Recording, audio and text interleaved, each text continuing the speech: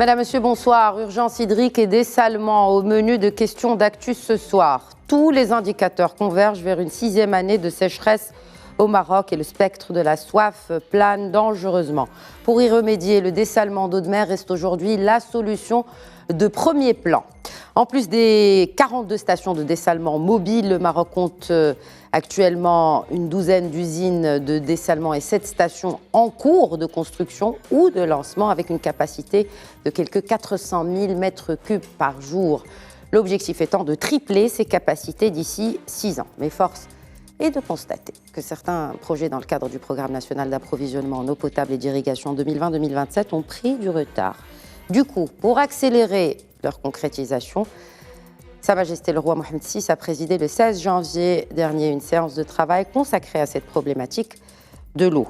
Construire ces usines de dessalement, 16 qu'elles sont au nombre de 16 d'ici à 2030 et produire donc 1,5 milliard de mètres cubes est certes salvateur dans cette situation où la rareté de l'eau et la hausse des températures sont désormais des réalités avec lesquelles on se doit de s'adapter. Alors autant avoir une vision à 360 degrés de cette technique. Outre l'avantage d'un approvisionnement illimité, il se pose 2 questions vitales. Comment réduire, 1, le coût de cette eau dessalée et 2, réduire les potentiels risques sur l'environnement. Et nous en discutons ce soir avec le directeur de l'Institut international de recherche en eau relevant de l'Université Mohamed VI Polytechnique, professeur Asdine Midawi. Bonsoir et bienvenue. Bonsoir. J'ai également le plaisir d'accueillir et pour représenter le ministère de l'eau et de l'équipement, le directeur de la recherche et de la planification de l'eau à la direction générale de l'hydraulique au sein du ministère. Monsieur Zerwali, bonsoir. Bienvenue à vous sur ce plateau. Merci. Et également avec nous, pour représenter l'Office national d'électricité et de l'eau et la branche eau de cet office, son directeur de la planification, Khalid Tahri. Bonsoir et bienvenue à vous également. Bonsoir, merci pour l'invitation. Merci à vous de l'avoir accepté. Et histoire d'avoir vraiment un plateau complémentaire avec les parties prenantes, nous avons également avec nous le secteur privé, et en l'occurrence Osmosun, son directeur commercial qui se joint à nous depuis Tunis, Maxime Thérillon. Bonsoir et merci de vous joindre à nous. Bonsoir et merci de l'invitation. Merci à vous de l'avoir accepté. Je rappelle qu'Osmosun, c'est une PME française et elle vient de lancer une co-entreprise avec un industriel marocain pour intégrer justement des projets de dessalement d'eau de mer à travers le Maroc, et vous êtes déjà présent sur plusieurs pays du continent. Alors tout d'abord, avant de parler investissement et de parler de chacune des étapes de cette chaîne de valeur, comment obtient-on une eau dessalée? Professeur Midawi. Merci beaucoup, madame. Un plaisir de partager ces informations avec vous et de rencontrer des spécialistes autour de la table et à distance. C'est quoi le dessalement en général de l'eau de mer? C'est une pression qui doit vaincre la pression osmotique. Au niveau du lycée et tout ça, on nous enseigne ce que ça veut dire l'osmose. C'est le passage de l'eau d'une solution moins concentrée vers une solution plus concentrée. Le dessalement, c'est d'appliquer une pression supérieure 2 fois la pression osmotique pour pouvoir faire circuler l'eau dans le sens inverse et produire de l'eau ultra pure avec un minimum de sel. Donc une station d'osmose inverse, il est conventionnel à l'échelle internationale, c'est une prise d'eau, soit une prise d'eau dans le forage, ça dépend de la dimension, soit une prise d'eau au large quand la station est méga et grande. Puis après, un pré-traitement, qui est le cœur du process, c'est la clé de la réussite, qui est un tout petit peu, c'est un traitement conventionnel, les traiteurs d'eau le connaissent parfaitement. Puis vous avez le cœur du process, c'est l'osmose inverse, c'est cette membrane qui laisse passer que de l'eau. Et puis après, un post-traitement, parce que l'eau produite est généralement dépourvue de sel, donc il n'est pas bonne pour la consommation, il n'est pas bonne pour l'agriculture, et il est bonne pour certaines applications industrielles. Et puis le traitement de rejet, parce qu'une station de dessalement, vous rentrez 100 litres, vous produisez 50 litres, je parle de l'eau de mer, avec pratiquement pas de sel, et vous produisez 50 litres avec une concentration double. Si vous êtes à 35 grammes, vous sortez avec 70 grammes. Elle va où cette eau? Il va où? Donc, Pour le moment, il est rejeté, diffusé lentement avec des mécanismes, avec un temps, de telle manière à ce qu'il puisse y avoir un impact le moins possible sur le milieu marin, sur l'écosystème. Maintenant, il y a beaucoup de travaux, beaucoup de recherches qui se font, soit au niveau national, nous, à l'IORI, à l'UM6P, soit dans d'autres universités, soit à l'international, pour pouvoir valoriser cette saumure, la récupérer plus d'eau, récupérer la matière première et pour d'autres usages. Parce qu'il contient beaucoup de choses, cette saumure qui est concentrée. Il contient même des métaux précieux. Oh. Professeur Bidaoui, justement, qu'en est-il des minéraux? Et pour vraiment un public très large, et vraiment il s'agit d'introduire c'est nouveau pour nous au Maroc, hein, il s'agit d'un concept nouveau, mais auquel nous aurons affaire dans notre vie de tous les jours.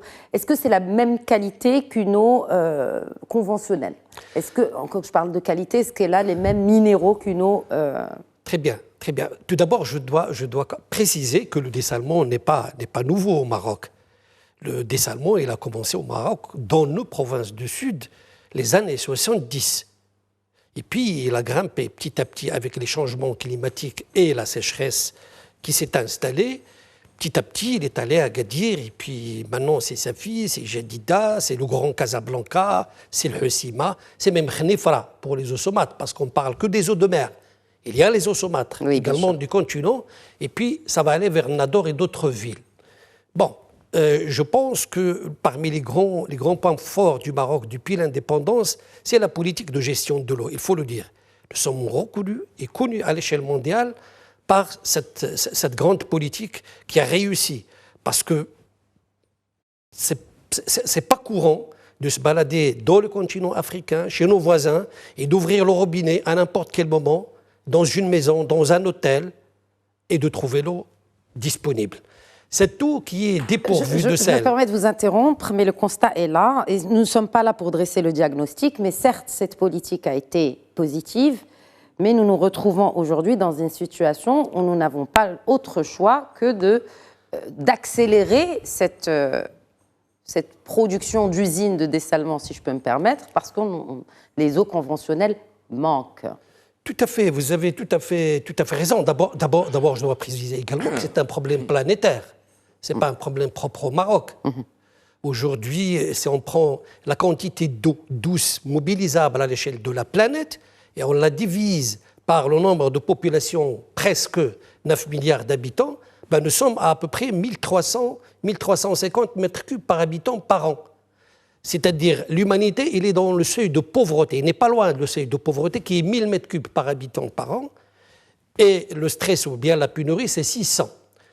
Nous, à l'échelle du Maroc, en fait, on a commencé sur le plan technique, sur le plan de gestion, la construction des usines de dessalement, comme j'ai dit tout à l'heure, depuis les années 70. Maintenant, puisque ça grimpe, puisque vous avez tout à fait raison, les eaux de surface, les eaux souterraines, les changements climatiques, nous sommes dans une situation de pénurie, donc nous avons juste accéléré. Mais il y a un capital de savoir et il y a un capital de transfert de technologie et de maîtrise des usines de dessalement qui est confirmé aujourd'hui à l'échelle internationale. Je comprends. Très bien. Alors, puisque nous sommes sur ce premier tour de table pour dresser un état des lieux, autant dresser un état des lieux par région. En ce qui concerne, et là je m'adresse aux représentants du ministère de l'Eau et de l'Équipement, si Zarouali, état des lieux de la demande versus offre par région. Quelles sont les régions aujourd'hui où vraiment des stations de dessalement d'eau de mer sont les plus pressantes?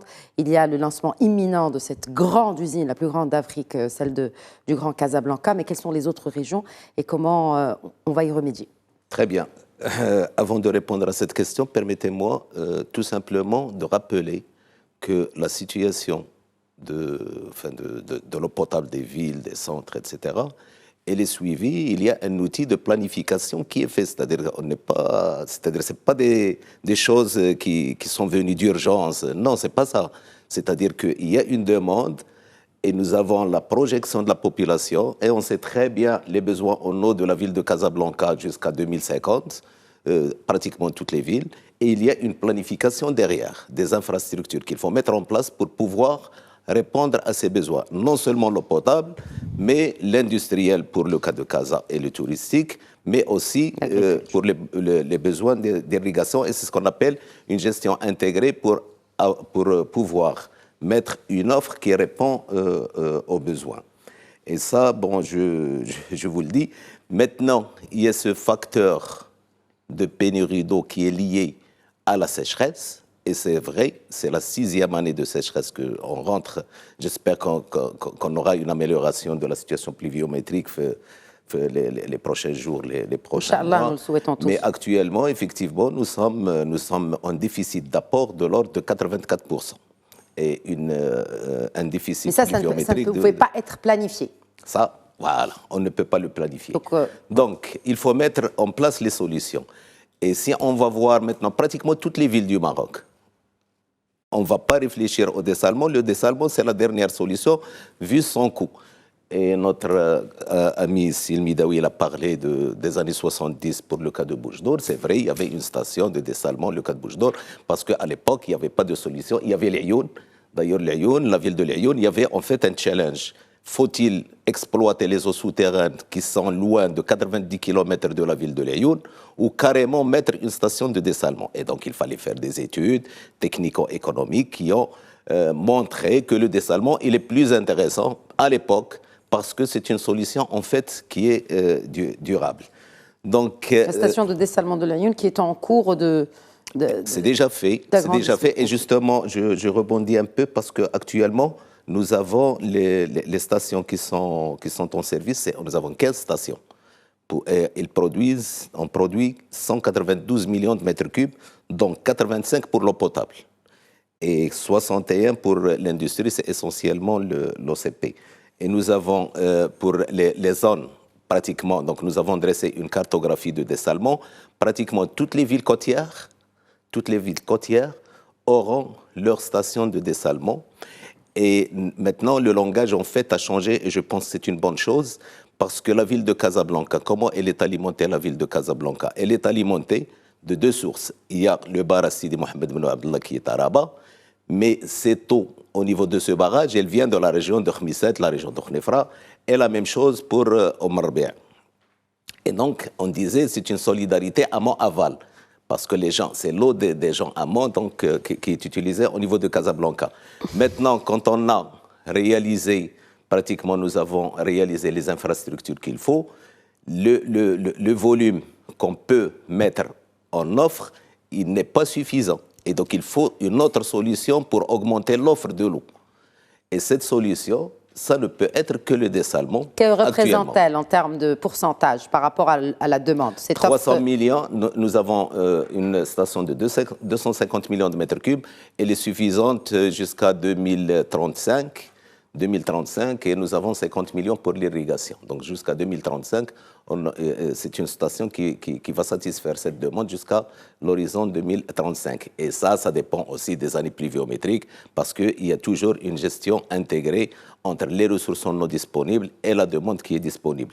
Maintenant, pratiquement toutes les villes de Tanger à Guergueret, maintenant Guergueret, elle a une station de dessalement, une petite station de dessalement. Il y a Tanger dans le pipe, il y a la ville de Casablanca. Tanger qui était en stand-by, vous dites qu'elle est dans le pipe, elle est dans le pipe depuis 2016. Casablanca, elle était depuis 2010-2011, Casablanca. La région de l'Oriental, ils étaient aussi... Vous conviendrez qu'il y a un retard. On est d'abord, on est certes... Le retard, il est là. Le retard, il est là parce que, comme je vous ai dit, donc, c'est des coûts qui sont importants. Combien coûte une usine de dessalement à l'État? Ça dépend de beaucoup de choses. De la taille, ça dépend de la taille, ça dépend de la prise, comme a dit... Par exemple, celle de Casablanca qui est la plus grande. On pourrait comparer avec une plus petite. Ça doit être autour de 6 milliards. C'est autour de 6 milliards. Mais ce qui est important, en fait, ce n'est pas ça. Ce qui est important, c'est le coût à la sortie de la station. Il est très, très compétitif. Et ça, c'est une très, très bonne nouvelle. C'est que nous avons... Qu'est-ce que vous appelez par compétitif et qu'est-ce que... Compétitif par rapport à l'eau conventionnelle. Maintenant, nous avons une eau dessalée à Casablanca qui doit coûter vers les 4 dirhams 50. Si vous permettez, je peux poser la question à Sidi Tahri, directeur de la planification de l'ONE. Justement, ce coût, le dessalement d'eau de mer génère justement des coûts récurrents, beaucoup plus importants bien supérieurs à ceux des eaux conventionnelles. Comment justement réduire ce gap et combien coûte ce mètre cube d'eau dessalée aujourd'hui au Maroc? D'accord. Avant de répondre à cette question, je dois tout d'abord dire que les 3 décennies, ils ont à l'international permis à cette technique de dessalement qui est l'osmose inverse, parce que nous parlons bien évidemment pour le cas du Maroc de l'osmose inverse, parce qu'il y a une autre technique qui s'appelle la distillation. Mais ce que nous utilisons au Maroc, c'est l'osmose inverse. Et au fil des 3 décennies, le coût du mètre cube et le coût d'investissement, il a diminué d'une façon importante. Ce qui a rendu la technique plus abordable, dans le sens où, si je touche le cas de Bouche d'Or, qui est une petite station qui a démarré en 1977 et qui est de 250 mètres cubes par jour, le coût à l'époque, il dépasse les 40 dirhams par mètre cube. En 1995, des stations, la première unité réalisée à l'Ayoun, pour une capacité de 9000 mètres cubes jour, le coût il était de l'ordre de 20 dirhams le mètre cube. Le coût international actuellement, en tenant compte de beaucoup d'aléas, parce que ça dépend, comme on a dit, de la taille du projet. Casablanca, c'est une taille importante, c'est l'une des plus grandes, qui sera l'une des plus grandes au monde. Il dépend aussi de la qualité de l'eau de mer, parce qu'une station de dessalement au niveau de l'Atlantique, le coût il est inférieur à une station au niveau de la Méditerranée, parce que la salinité est plus importante en Méditerranée. Ça dépend aussi de la prise d'eau, comme a dit Simidawi. Donc, est-ce que c'est des forages côtiers ou c'est une prise au large? Et une prise au large, elle peut constituer presque 20% du coût d'investissement. Et ça dépend aussi du montage financier et ça dépend aussi du tarif de l'énergie. Parce que le dessalement, la composante importante qui agit au niveau du coût de la production, c'est la composante énergétique. Alors, la consommation électrique par mètre cube, elle varie entre 3,6 et 4 kWh par mètre cube. Exactement. Qui coûte 3,5 kWh le mètre cube. Donc, ce qui a rendu le coût de cette consommation spécifique qui était pour la distillation, il est de l'ordre de 10. C'est qu'il y a une technique qui s'appelle la récupération d'énergie. Cette récupération d'énergie, elle est insérée au niveau du process dont a parlé Simidawi, qui est le cœur de la station. Au niveau de l'osmose inverse, on a une récupération d'énergie à partir de la saumure. La saumure, avant d'être rejetée en mer, il a une certaine pression qui est résiduelle et qui est réinjectée dans la pompe à haute pression. Et donc, ce qui permet d'avoir des coûts actuellement à l'international de l'ordre de 10 000 dirhams le mètre cube par jour en termes d'investissement et des coûts de l'ordre de 10 dirhams le mètre cube en coût de production, c'est-à-dire y compris investissement et exploitation. Les coûts de Casablanca s'inscrivent et même mieux... Donc, le coût de revient du mètre cube et de 10 dirhams et le coût d'exploitation? Ça, c'est à l'international. Non, nous, au Maroc. Au Maroc, ça varie entre 8 et 10 dirhams. Non, 8 et 10 dirhams pour la production et l'exploitation? Non, ça, c'est le coût de production intégrant parce que le mode avec lequel est réalisé les stations de dessalement, et notamment celui de Casablanca, c'est un mode PPP. Et le mode PPP veut dire que le partenaire privé, il finance, il conçoit, il construit et il exploite et maintient la station en bon état pendant 27 ans d'exploitation.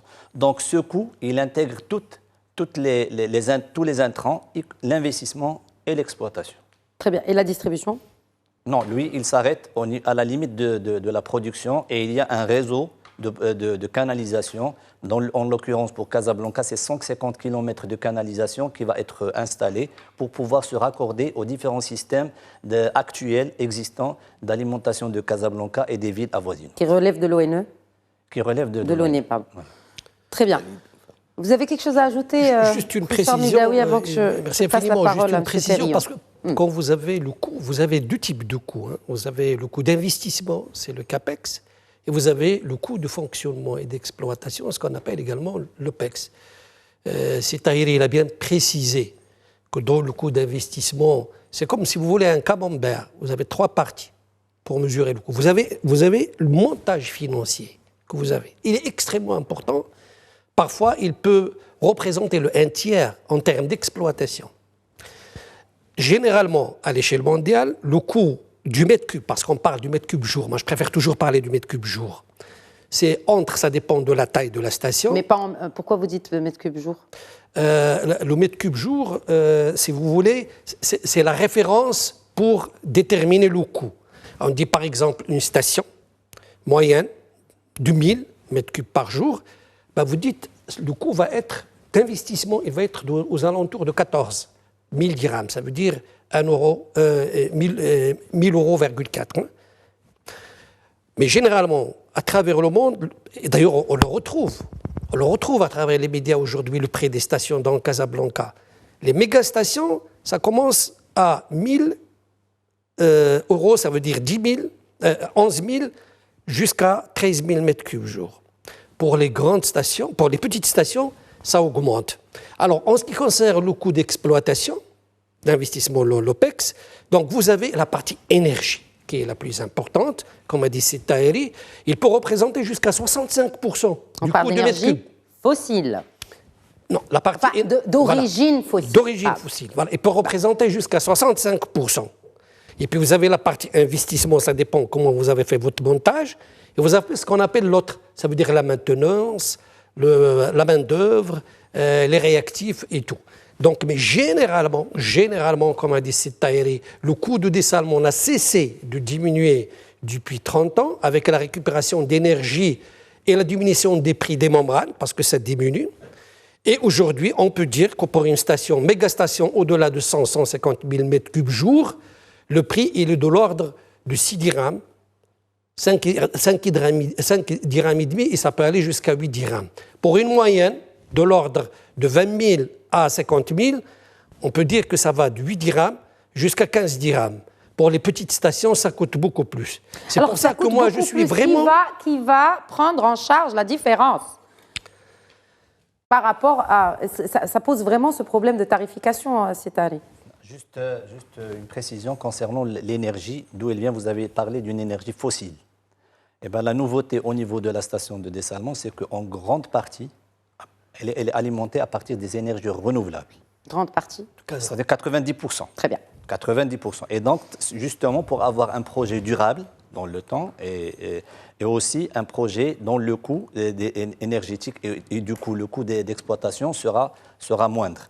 Et cette énergie-là, pourquoi cette tendance vers l'utilisation et cette vision pour l'utilisation des énergies renouvelables? Parce que justement la stratégie nationale, elle vise une amélioration et une augmentation du mix énergétique avec une contribution des énergies renouvelables de plus de 50% en 2030. Et donc, autant en profiter, puisque justement, nous ne sommes pas un pays producteur d'énergie fossile, et nous disposons bien sûr nous jouissons d'un potentiel éolien et solaire très important, autant en profiter pour l'utiliser pour l'alimentation énergétique de nos stations et nos futures stations de dessalement. Qui va combler la différence, encore une fois, pour le mètre cube produit entre le conventionnel? Est-ce qu'on doit s'attendre à une hausse de la tarification de l'eau, Taheri? Puis je vous donne... Pour l'instant, rien n'est prévu. Est-ce qu'elle va coûter plus cher, du coup? Ce qu'a dit Zarouali, c'est qu'effectivement, le coût, il est proche de nos tarifs appliqués sur certaines villes, sur certaines grandes villes, notamment à Casablanca. Et a priori, c'est jouable en moyennant peut-être des subventions de l'État. Cette eau sera subventionnée, vous confirmez cela, Zarouali? Oui. Juste une précision, l'eau à Casablanca, à la sortie, sera achetée à 4 dirhams 50, 4 dirhams 80. Donc là, ça nous fait une différence de 5 dirhams. Donc c'est la moitié. Différence de 1 dirham. Qui va prendre en charge l'autre moitié? L'État a mis en place des structures régionales mixtes, des sociétés régionales mixtes. Et ces sociétés régionales mixtes qui auront la mission de distribuer l'eau à toutes les villes au niveau d'une région. Donc, elle aura un effet d'échelle. Donc, il y aurait Stade, Barchid, Jdida, une partie de Casablanca, Mohammedia, etc. Bon, pas la partie qui est gérée par la LIDEC. Et donc, c'est des rentrées d'argent beaucoup plus importantes par rapport à une entité plus petite comme celle de la régie de Stade, par exemple. Donc, elle aura une viabilité financière beaucoup plus importante, ce qui va permettre d'adosser en fait cette différence en grande partie. Et on verra l'exercice, de toute façon, tous les cas. Ce sera des entreprises du secteur privé? Non, des sociétés régionales mixtes. Des sociétés régionales mixtes, c'est des sociétés privées, mais en fait, c'est des sociétés étatiques. C'est comme pour la gestion déléguée. C'est des sociétés étatiques. Ce sont des sociétés étatiques. Et bon, on appelle ça mixte. Donc, ils vont gérer, ils vont distribuer l'électricité, l'eau potable et l'assainissement. Mais ils auront un chiffre d'affaires beaucoup plus important par rapport aux régies actuelles qui ont un champ d'activité beaucoup plus restreint par rapport à ces SRM, c'est ce qu'on appelle les SRM, et justement dans l'objectif d'avoir un coût accessible aux citoyens, un coût de dessalement accessible aux citoyens. Qu'est-ce que vous appelez coût accessible pour le citoyen? C'est-à-dire que actuellement, si l'eau au niveau de Casablanca, par exemple, il est autour de 4 dirhams, donc si on sera à 5 dirhams, cette différence, elle peut être supportée par ces SRM et éventuellement... Ces sociétés régionales multiservices, d'ailleurs la loi vient d'être... Et éventuellement, s'il y a une partie qui devrait être supportée par les citoyens, il faut le faire. Justement, actuellement, on est en train de faire une étude sur la réalité des coûts. Donc, sur la réalité des coûts de l'eau, parce que la tarification qui est pratiquée jusqu'à maintenant, on n'inclut pas les coûts d'investissement. D'accord? Ils sont supportés par l'État. Mais la réalité des coûts, donc, elle sera connue vers la fin de l'année. Et justement, le citoyen, il doit savoir que maintenant, on n'est plus dans un confort hydrique, la sécheresse, etc. Le dessalement reste malgré tout un peu plus cher, bon, pour le moment, mais je ne sais pas les coûts demain à Marrakech, ils seront de combien? J'allais y venir, justement. Nous allons venir aux villes qui ne sont pas justement côtières. Et cette réalité des coûts, elle va définir certainement une stratégie de tarification qu'il faut mettre en place. Mais pas tout de suite. Pas tout de suite. Pour le moment, Safi, je vous dis que la ville de Jedida, elle est alimentée à 100% par l'eau dessalée. 100%. Oui, grâce à l'investissement du groupe OCP. Grâce à l'investissement du groupe OCP, grâce à la concession. Et c'est une convention entre l'OCP et la régie qui distribue l'eau dans la ville d'El Jadida et celle de Safi. Alors, nous avons avec nous un quatrième invité qui est avec nous depuis Tunis, Maxime Thérillon. Je rappelle que vous êtes directeur commercial d'Osmosun. Donc, on l'a compris, Osmosun, c'est cette osmose inverse. Et le sun, donc le soleil. Qu'est-ce qui change réellement? D'abord, sur une question de coût, peut-être pas à court terme, mais une question de coût et de durabilité de cette eau dessalée quand c'est les énergies renouvelables qui sont utilisées pour produire cette eau. Alors, effectivement, le Osmosun, c'est l'association de l'osmose inverse avec l'énergie solaire photovoltaïque. C'est vraiment tirer profit de la compétitivité prix et de la maturité de ces deux sources. D'une part, l'osmose inverse qui, effectivement, est aujourd'hui la technologie la plus utilisée et partout dans le monde, pas uniquement au Maroc, pour plus de 95% des systèmes de dessalement, parce que c'est ce qui permet de produire l'eau potable la moins chère. Et l'énergie solaire photovoltaïque, de la même manière que ça s'inscrit dans le plan de l'ONE, de maximiser l'intégration des énergies renouvelables, c'est aussi une question d'économie et de compétitivité.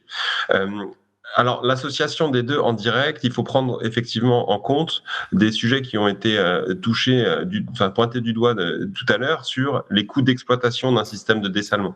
Alors, le dessalement, dans son ensemble, reste un cas de figure à utiliser en dernier recours. Je rejoins tous mes confrères sur le plateau. Et peut-être pour prendre un petit peu de hauteur, ici au Forum méditerranéen de l'eau à Tunis, on constate que la situation à Tunis, c'est la même qu'à Barcelone, c'est la même que dans des villes d'Égypte également. Donc on voit qu'il y a un stress hydrique qui prend un petit peu tout le bassin méditerranéen de court parce que on a un changement climatique qui est particulièrement accéléré sur le bassin méditerranéen. Donc, on a une planification qui doit être faite et qui doit comprendre l'intégralité des solutions, y compris le dessalement, parce que le dessalement vient être une sécurisation de la ressource. La ville de Barcelone a construit une unité de dessalement qui devait être un appoint pour les années de sécheresse en particulier. Depuis sa construction au milieu des années 2010, elle tourne aujourd'hui à 100%, puisqu'en fait, la sécheresse a été sans discontinuer pendant toutes ces années. Donc, on constate bien qu'il y a besoin du dessalement, finalement, que ça coûte plus cher et qu'il y a les économies d'échelle aussi assez significatives. Plus on fait des systèmes qui sont conséquents, plus on va avoir un coût qu'on va réussir à tirer par le bas. Ces coûts d'exploitation, ça représente ensuite, pour des petites ou des grosses installations, de l'ordre de 50% des coûts d'exploitation. On le disait, il y a forcément des opérateurs sur la centrale, il faut changer des pièces détachées, il y a l'utilisation de certains produits chimiques, puisque c'est vraiment la chimie de l'eau qui est en action. Mais donc 50% de ces coûts, il faut les optimiser au maximum. Sur les zones qui sont très bien raccordées, qui sont comme les villes côtières marocaines, la question ne se pose pas, et l'ONE alimente en énergie, et il y a toute cette feuille de route, cette planification de la transition énergétique vers une maximisation de l'usage des énergies renouvelables. Et effectivement, il y a un potentiel assez impressionnant au Maroc qui est en train d'être complètement exploité, et c'est un exemple en la matière.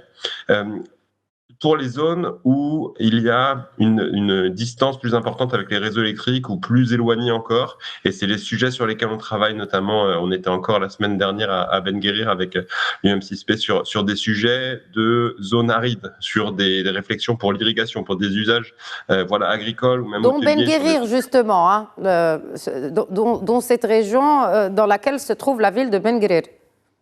Bien sûr, exactement. Et donc, c'est toutes ces réflexions de ces zones qui sont vraiment éloignées, sur lesquelles, plutôt que d'avoir besoin d'aller faire des lignes électriques qui raccorderaient des zones assez reculées ou de fonctionner finalement avec des groupes électrogènes, l'idée c'est de fonctionner en autonomie avec l'énergie solaire. Donc, effectivement, ça veut dire utiliser l'énergie quand elle est disponible la journée, pour produire un maximum d'eau pendant la journée, la stocker, et stocker de l'eau plutôt que de stocker de l'énergie. Ce qui permet, sur ces zones reculées, sur des zones où on n'est pas forcément sur la côte, et donc on va vers peut-être plus un traitement des eaux souterraines saumâtres que vraiment un dessalement d'eau de mer, donc déminéralisation comme l'appelle l'ONE, mais dessalement finalement c'est vraiment affranchir de ces sels les eaux souterraines pour des usages d'irrigation, pour des usages touristiques. Et ensuite effectivement la problématique reste la même, c'est baisser les coûts à partir du plus gros poste de coût d'exploitation des systèmes de dessalement, c'est-à-dire la consommation énergétique. Très bien. Cela nous pousse justement à traiter de cette question des autres villes qui ne sont pas côtières. Quel est le plan d'action pour ces villes-là, M. Tahri, au sein de l'ONE? L'idée. Est-ce qu'il y a déjà un plan justement pour raccorder ces villes-là? Non. Comme nous avons dit tout à l'heure, il y a une planification de toutes les villes.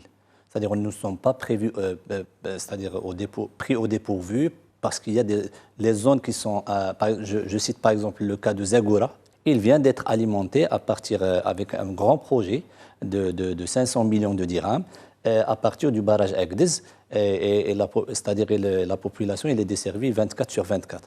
Donc, ce n'est pas parce que justement le dessalement, cette stratégie de dessalement, doter toutes les villes côtières de stations de dessalement va permettre de réserver l'eau qui partait vers la côte au continent. Donc, c'est-à-dire les villes qui sont au continent, je cite Marrakech, Khouribga. Oui, justement, est-ce que Marrakech sera raccordée avec ces usines de dessalement? C'était cela ma question, en fait. Elle allait dans ce sens.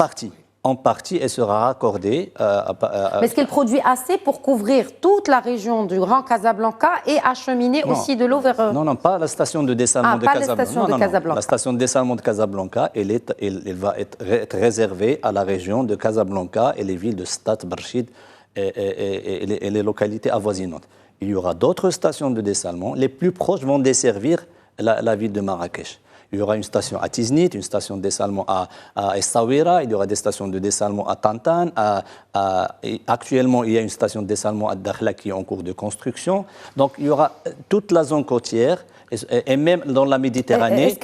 En parlant juste par rapport à la station de dessalement pour la ville de Dakhla, capacité journalière de plus de 100 000 mètres cubes, elle devrait être achevée comme prévu en 2025, donc l'année prochaine, Inch'Allah, messieurs.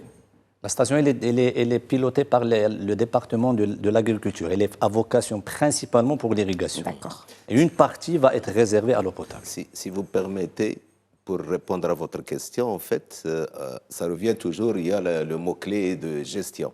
Et on n'installe pas des stations de dessalement comme ça. Mais on raisonne par...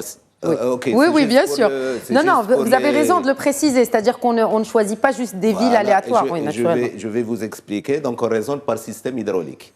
Donc, si je prends par exemple le cas du système d'Omarbea. Omarbea, il alimente Jedida, il alimente la ville de Safi. Ce sont des villes côtières, mais c'est une pression de plus sur un barrage pour lequel il y a beaucoup d'usages. Donc, il faut dire, il vaut mieux déconnecter Asfi, déconnecter El Jedida. Si je prends l'oriental, le dessalement, il va aller jusqu'à la ville d'Oujda. Lyon, Taourit, Oujda. Donc il y a Nador, Saidia, tout l'oriental. Pourquoi? Parce que nous avons un système hydraulique de la basse Melouia qui souffre et qui est en compétitivité avec l'irrigation. Donc on va sécuriser l'eau potable, moyennant un projet de dessalement, donc avec une station beaucoup plus importante, et donc nous avons l'effet d'échelle pour pouvoir réduire les coûts, et nous avons laissé la basse Melouia, les infrastructures hydrauliques, essentiellement pour développer l'irrigation. Pour le cas de Marrakech, Marrakech il est alimenté actuellement à partir des eaux souterraines et à partir des eaux de surface qui viennent dans notre bassin à côté, celui d'Omarbea, et des ressources locales en fait du bassin de Nfis. Mais ces ressources, en fait, ils ne sont pas suffisantes. Pourquoi? Tout simplement parce que nous avons des périodes de sécheresse qui impactent. Pour cette année, on n'a pas de problème pour Marrakech. Mais on a aussi des périodes de pompage intensif. Par exemple. Mais nous avons, pour sécuriser le Grand Marrakech, nous avons un projet avec l'OCP, et nous avons donc en principe, ils doivent livrer en 2025 60 millions de mètres cubes pour l'eau potable de la ville de Marrakech. 60 millions annuels. Annuels. Voilà, il faut et qui sera extensible en 2 ans à 80 millions.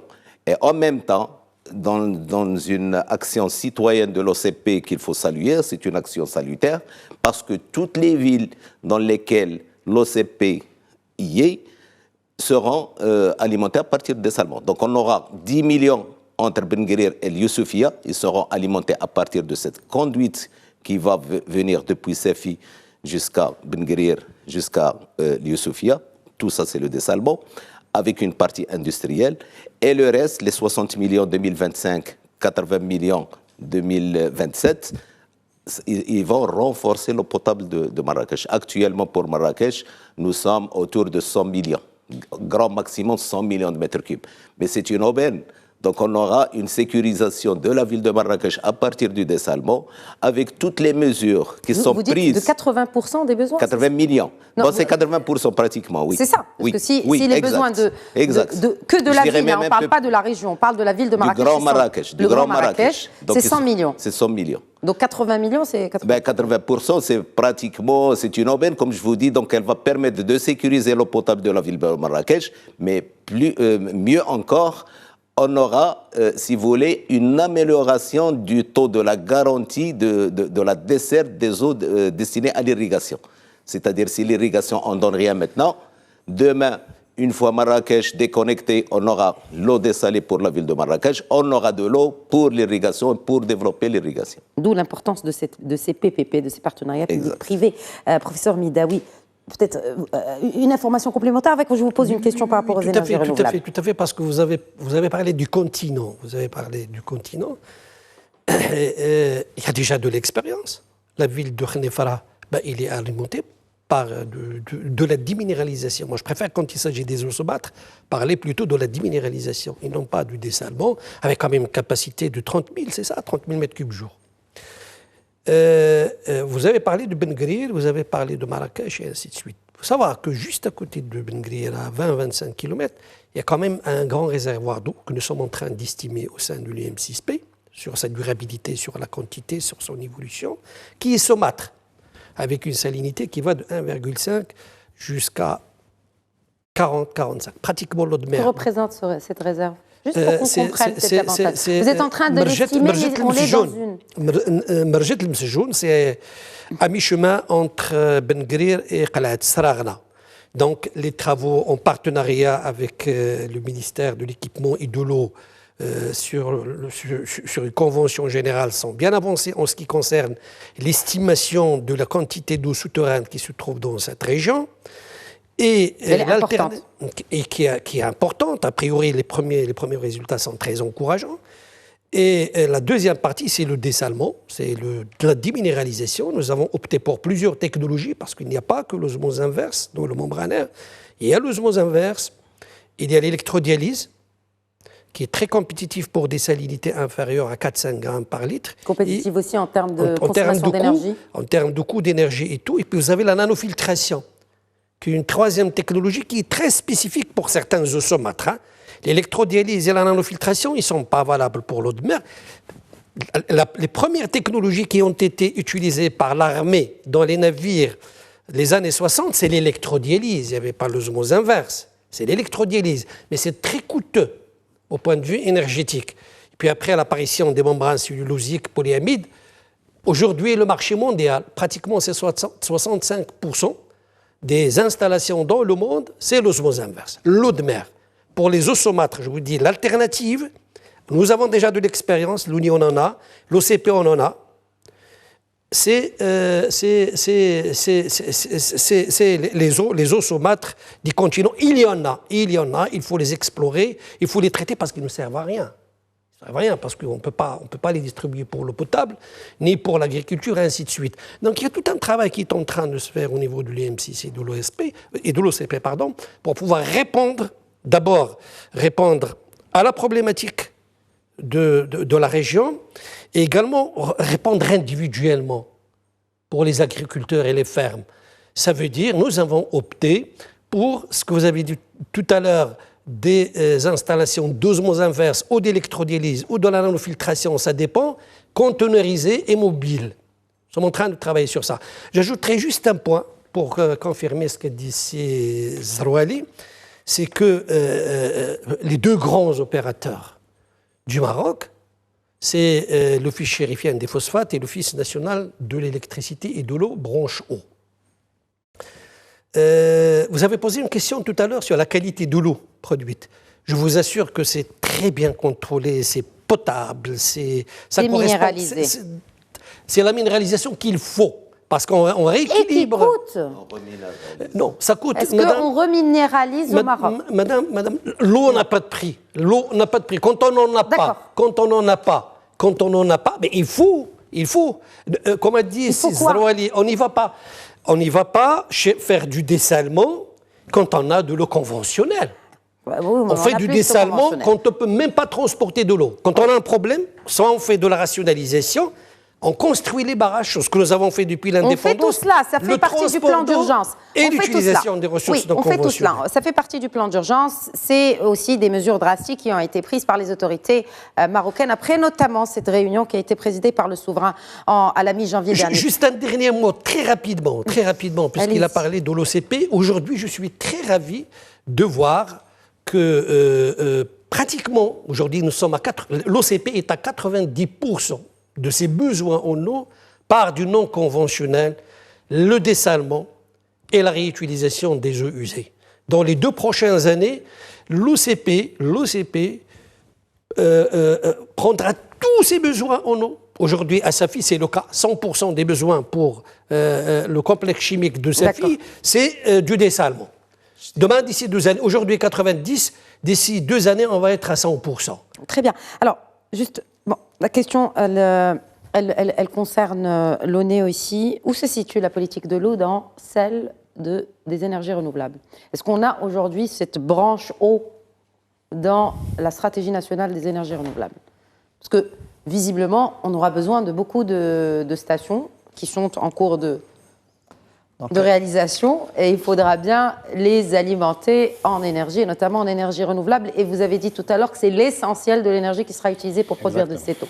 Donc, les énergies renouvelables, ils vont constituer la part importante d'alimentation d'énergie électrique de toutes nos futures stations de dessalement, même celles qui sont existantes, il y a des projets de les mettre en connexion avec je parle principalement de la station de dessalement d'Agadir, qui a été mise en service en 2022 pour 275 000 m3 jour et qui sera étendue très prochainement jusqu'à atteindre 400 000 m3 jour. La politique énergie renouvelable, elle est menée au niveau d'un autre département qui est Mazen.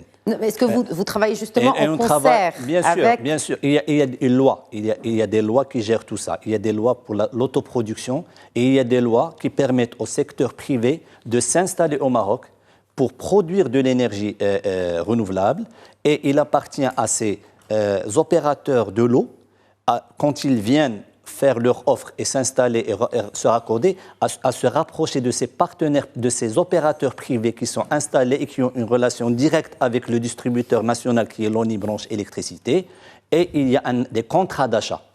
Et c'est parfaitement régi par des lois et réglementé avec des tarifs qui sont très intéressants par rapport aux tarifs de l'énergie fossile. Je pose justement la question et je fais intervenir justement un de ces opérateurs, Maxime Thérillon, sur cette question-là. Sur la question aussi, n'est-ce pas, de cet investissement. D'ailleurs, le président directeur général de votre groupe a tenu à insister sur le potentiel du marché de dessalement de l'eau qu'il a estimé comme immense pour le Maroc, et comment appréhender tous ces challenges que nous avons évoqués, que vous connaissez, pour adapter aussi l'offre qui répondrait à d'abord ses exigences, mais aussi à ses contraintes. C'est une question qui est effectivement assez vaste et qui pose d'abord effectivement le travail des confrères sur le plateau de la planification et de situer où doivent être déployées les différentes installations et ensuite sur quelle préconisation technique. Il y a un certain nombre de difficultés qui ont été surmontées sur toutes les installations de dessalement qui ont toujours été déployées sur le Maroc. Par exemple, pour rentrer un petit peu dans concrètement à quoi ressemblent donc ces unités de dessalement, depuis la prise d'eau qui est absolument critique et qui est clé pour avoir une eau de mer qui soit à traiter mais qui soit la plus propre possible. On voit que l'installation de l'Ayoun qui est en opération depuis une dizaine d'années, il me semble, utilise des forages côtiers, donc il faudrait bien prendre l'eau de mer sous la plage, dans la côte, pour avoir une eau qui soit parfaitement traitée, qui permet d'éviter de collecter des matières en suspension, des matières organiques qui sont présentes dans l'océan, et d'avoir un système qui est parfaitement optimisé et de réduire ses coûts d'exploitation à nouveau, parce qu'on a fait une conception qui a été sur la demande des services de l'ONEP à l'époque, sur justement ce qui se fait de mieux dans le secteur, qui permettra de tirer ses coûts vers le bas. Donc après, nous, notre rôle dans le secteur privé, c'est de contribuer à ces dimensionnements, ces conceptions, en partageant nos retours d'expérience sur d'autres contrées et surtout les bénéfices qu'on a pu tirer de nos expérimentations dans différentes régions du globe. Aujourd'hui, ce qui se fait au Maroc, effectivement, c'est vraiment ce qui se fait de mieux, que ce soit en termes de la planification, de l'organisation sur le déploiement, et on constate, voilà, effectivement, c'est mentionné sous forme immense, effectivement, le besoin est extrêmement important parce qu'on voit que la difficulté d'aujourd'hui, et c'est tout à l'honneur justement de tous les services de planification, c'est qu'il faut prévoir aujourd'hui de s'adapter au changement climatique, mais aussi anticiper en 2050 à quel niveau sera le changement climatique. Et donc de dire, voilà, il y a aujourd'hui besoin de ça, mais ça va permettre de répondre aux besoins d'aujourd'hui et aux besoins dans une dizaine d'années qu'il faut savoir anticiper à partir d'un certain nombre de prévisions et qui est extrêmement difficile à faire en fait finalement, et encore une fois, voilà, c'est vraiment pour ça qu'il y a des services dédiés, et nous, notre rôle, voilà, c'est d'améliorer les solutions technologiques, proposer un ensemble d'optimisation, que ce soit en termes de consommation énergétique du procédé, parce que là typiquement il va pas forcément y avoir d'implication des rôles du secteur public dans la planification. Il va y avoir de la recherche qui peut être en partenariat avec les universités, il va y avoir les services de recherche et développement et de recherche un peu plus fondamentale aussi du secteur privé, qui vont permettre, encore une fois, réduire la consommation d'énergie, réduire la consommation de produits chimiques pour la production. Tous ces différents postes de coûts pour tirer le coût du dessalement et, comme c'était mentionné tout à l'heure, le rendre aussi proche possible que le coût de l'eau conventionnelle, dont on sait elle va manquer. Et donc continuer à soulager les zones côtières avec du dessalement pour soulager l'intégralité du bassin versant sur tout le système hydraulique pour que justement le dessalement bénéficie pas seulement aux zones côtières, mais à l'intégralité des terres qui étaient habituellement desservies par les eaux de ruissellement qui venaient de ce bassin versant. Donc, le potentiel en nombre d'installations exactement, c'est pas à moi de le définir. Nous, ce qu'on constate effectivement, c'est qu'en parallèle de la planification ce que vous constatez, c'est que le potentiel est là, et puis vous saisissez l'opportunité justement, d'ailleurs, en faisant cette joint venture ou cette co-entreprise avec un industriel marocain spécialisé justement dans les questions de l'environnement. Donc j'imagine que vous avez déjà décelé le potentiel. Hein. En tout cas. Ça, le potentiel est là, et en fait, il est surtout aussi, et il y a un nombre de sollicitations du secteur privé qui est absolument énorme sur justement des installations de petite capacité pour s'autonomiser et pour justement résoudre les problématiques actuelles qui sont posées par des acteurs dans des zones relativement isolées, que ce soit sur des complexes hôteliers ou que ce soit sur des zones agricoles ou même des industries. Et là, on ne parle pas simplement évidemment de l'OCP, mais de plus petits groupes, de plus petits acteurs, et on a un secteur, une industrie et une activité économique au Maroc qui est florissante et qui effectivement veut sécuriser son approvisionnement en eau.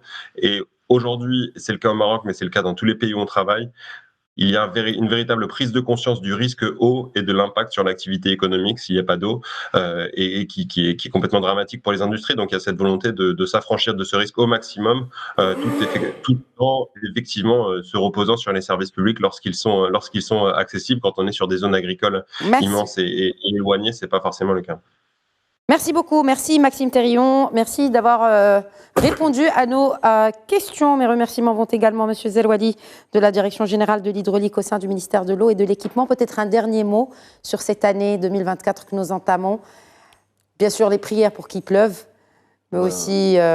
Moi, je profite de l'occasion de dire aux citoyens marocains que malheureusement, le confort hydrique n'y est plus. Nous sommes dans une situation difficile. Et demain, elle sera encore plus difficile. Et donc, il faut qu'il y ait une certaine conscience vis-à-vis de la goutte d'eau. Vous avez raison de le rappeler. Et ça, il s'agit de tous les citoyens. Tous les citoyens. Soit consommateurs des ménages ou aussi agriculteurs et autres. Merci beaucoup, M. Tahri. Merci d'avoir répondu à nos questions. En tout cas, on en sait plus. Même moi, en ayant préparé cette émission, vous m'avez appris beaucoup de choses sur les actions. Et on ne le fera jamais assez de rappeler ce qui est fait. Parce qu'il est facile de critiquer, mais rappelons ce qui est fait. Bien des choses ont été faites et des choses sont en cours, alhamdoulilah, de réalisation. Merci encore une fois. Merci à vous. Merci, professeur Midaoui. Merci, madame. Et merci à vous de nous avoir suivis et pour votre fidélité. Très bonne soirée.